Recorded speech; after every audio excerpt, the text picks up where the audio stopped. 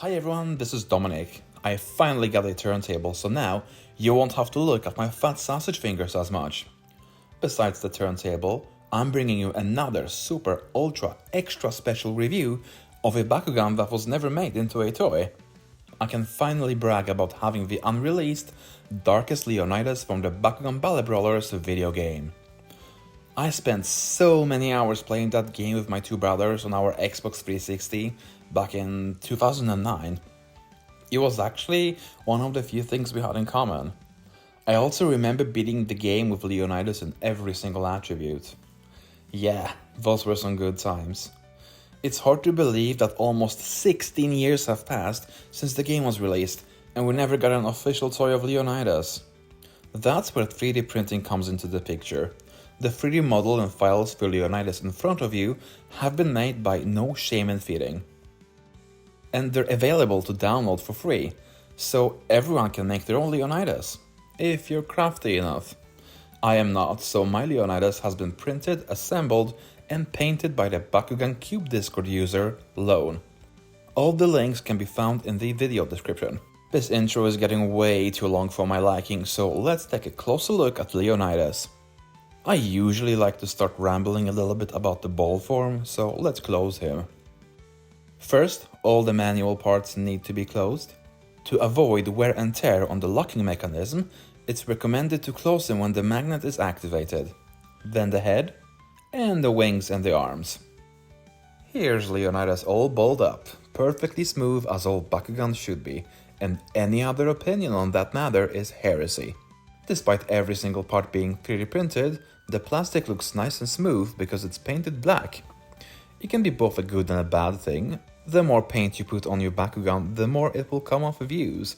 But at the same time, a smooth ball is more pleasing to the eye than one covered in waves and lines from the printer. On the topic of paint, these purple highlights blend together well with the black. Same with the pink on the lower half of the marble. I really love the vibrant colors, they really make Leonidas stand out. That was a little view of the ball form, but how does he look all opened up? Let's see.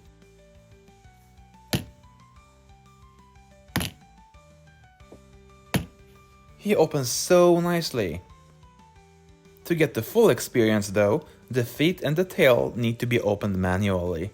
I actually never noticed he had a tail, or maybe I forgot. It really came as a nice surprise though. And let's not forget to open the horn. Now this is the Leonidas I remember from the video game. I know I say this about every 3D printed Bakugan I review, but he looks exactly like he did in the game. Again, it feels so unreal to have Leonidas in front of me after 16 whole years. I think many of us just accepted we would probably never have one, but things have changed. It's impressive that it's been translated into real life so well.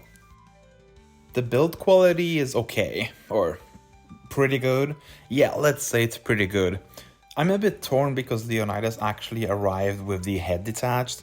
The pin that holds the neck and head together fell out during transit. I fixed it with the help of the seller, but I was still disappointed when I opened the box and I saw the head detached. It was an easy fix though.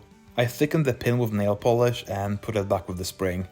The figure itself feels a bit flimsy, but I think it holds together pretty well.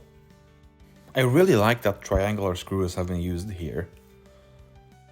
These two springs sticking out don't bother me, but I might trim them later on. I really like the roundness of the body parts, like the curved arms and wings, which are so Bakugan-like. It gives him that cute chibi-like appearance. Looking at Leonidas in this form, you'd never guess he's a giant dragon devil born in literal Bakugan hell. The paint is so nice. I said it once or twice, but it bears repeating.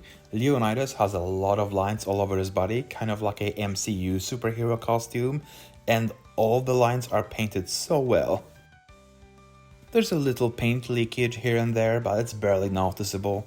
He does have G-power, 680G to be exact. I do wish I picked a lower number because 680 feels a bit overpowered for a base form. On the back there's a Darkest logo and even more vibrant highlights. I really like how nice and spiky the horn turned out. That covers the open form. Let's smoothly transition into the comparison part of the video. Alright, so I don't know if it's just me, it might be, but I think the toy version of Infinity Dragonoid might be based on Leonidas. The arm and wing rig looks very similar to Leonidas. Also, how could we forget Aurelus Leonidas from the Battle Planet reboot?